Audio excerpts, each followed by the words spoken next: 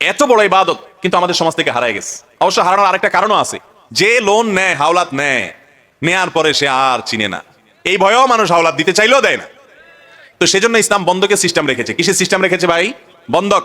আপনি যখন লোন দিবেন, সে দিবে না দিবে ভয় আছে, লোনের সমমূল্যের সম্পদ তার কাছ থেকে আপনি বন্ধক রাখেন এমন ভাবে, যদি না দেয় তাহলে সমাজের গণ্যমান্যদের মাধ্যমে সেটা বিক্রি করে যেন আপনি টাকা নিতে পারেন, তাহলে সে আর ডাইনে বামে যেতে পারবে না। অতএব সুদে লোন, এটাকে আল্লাহ তাআলা হারাম করেছেন। সমাজে যারা সুদী লোন নিয়েছে, এদের কিছু মানুষকে দেখবেন যে হয়তো এরা দাঁড়াতে পেরেছে, বেশিরভাগ মানুষ কিন্তু আমাদের চোখের সামনেই ধ্বংস হয়ে যায়। ঠিক না বে ঠিক?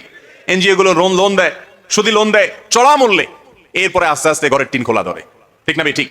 আপনার যে পুঁজি আছে, অল্প পুঁজি, কোনো পুঁজি নাই, শরীর দিয়ে পরিশ্রম করে কাজ শুরু করেন, অল্প করে ছোট্ট করে ব্যবসা শুরু করেন, এরপর আস্তে আস্তে সামনে বাড়ান, কয়েক কেজি আম বেচতে বসেন, ওখান থেকে সামান্য প্রফিট হবে, সেটা দিয়ে আবার শুরু করেন, এইভাবে আস্তে আস্তে উদ্যোক্তা হন। কিন্তু সুদের উপরে লোন নিয়ে যদি আপনি শুরু করেন, ওই প্রেশার সামলাইতে সামলাইতে আপনি দাঁড়াতে